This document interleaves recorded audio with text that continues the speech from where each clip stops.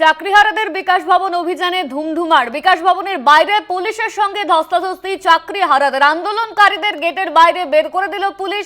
রাত হতেই ফের রণক্ষেত্র চেহারা নিল বিকাশ ভবন চত্বর। পুলিশের মারে মাথা ফাটার অভিযোগ চাকরিহারাদের। আহত হয়েছেন বেশ কয়েকজন চাকরিহারা। পুলিশের মারে আহত হওয়ার অভিযোগ করা হচ্ছে চাকরিহারাদের তরফে। ইতিমধ্যেই এমন অভিযোগ সামনে আসছে। রাত হতেই রণক্ষেত্র চেহারা নেয় বিকাশ ভবন চত্বর। এই নিয়ে আমরা কথা বলবো। আমাদের সঙ্গে ফোন লাইনে রয়েছেন আমাদের প্রতিনিধি শাশ্বতী রায়। শাশ্বতী, চাকরিহারারা অভিযোগ করছেন যে পুলিশের মারে তাদের মাথা ফেটেছে।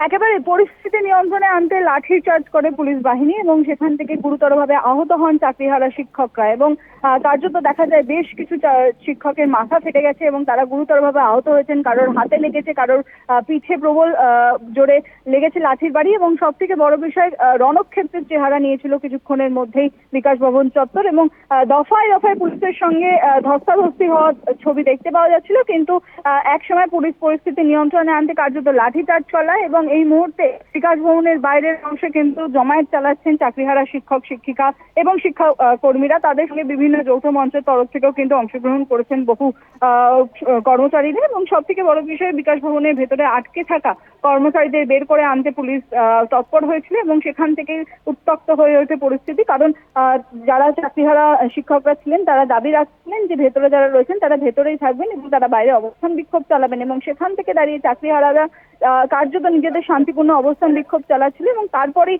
দেখা গেল যে হঠাৎ করে তাদেরকে তুলে সরিয়ে নেওয়ার চেষ্টা করছিল পুলিশ বাহিনী এবং সেখান থেকে ছত্রভঙ্গ পরিস্থিতি তৈরি হয় এবং কার্যত লাঠিচার্জে গুরুতর আহত হয়েছেন চাকরিহারা শিক্ষক শিক্ষিকারা এবং সব থেকে বড় বিষয় পরিস্থিতি নিয়ন্ত্রণে আনতে তাদেরকে কার্যত র্যাপের মাধ্যমে তুলে বাইরে সরিয়ে আনা হয়েছিল এবং ভেতর থেকে যারা আটকে থাকা কর্মচারী রয়েছেন তাদেরকে বার করে আনা হয়েছিল এবং পুলিশের সঙ্গে বারবার করে তাদের ধস্তাধস্তি হচ্ছিল এবং সব থেকে বড় বিষয় পুলিশের তরফ থেকে বলা হচ্ছিল যে তারা শান্তিপূর্ণ অবস্থান বিক্ষোভ চালান, কিন্তু সেটা গেটের বাইরে গিয়ে।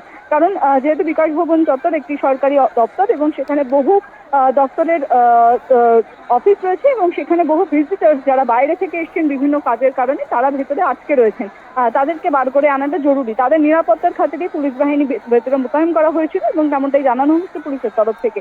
সব থেকে বড় বিষয় এই পুলিশ বাহিনী মোতায়েন নিয়েও কিন্তু চাকরিহারাদের সঙ্গে গুরুতর বচসা হয়। তারা বারবার গো ব্যাক স্লোগান দিচ্ছিলেন, কিন্তু যেহেতু সরকারি একটি দপ্তর এবং সেখানে সরকারি ভবনে সরকারি বিল্ডিং এর নিরাপত্তাটাও একটি জরুরি বিষয়, সেই কারণেই কিন্তু প্রচুর পরিমাণে পুলিশ বাহিনী, র্যাব, প্রবল বাহিনী, এখানে মহিলা বাহিনী তারাও কিন্তু মোতায়েন করা হয়েছিল। যেহেতু বহু শিক্ষিকারাও এখানে রয়েছেন, এখান থেকে ধস্তাধস্তির যে ছবি সেই ছবি যেরকম দেখতে পাওয়া যাচ্ছিল, তো সেরকম সকাল থেকে শান্তিপূর্ণ অবস্থান বিক্ষোভ তারা চালাচ্ছিলেন এবং তারপর একাধিকবার ছত্রভঙ্গ পরিস্থিতি তৈরি হয়েছিল এবং সেখান থেকে একদমই শাশ্বতী বুঝতে পারছি যে ধুমধুমার পরিস্থিতি তৈরি হয়েছে। তুমি আমাদের সঙ্গে থাকো, আমরা এই খবরেই ফিরবো, তবে এখন সময় একটা ছোট্ট বিরতির।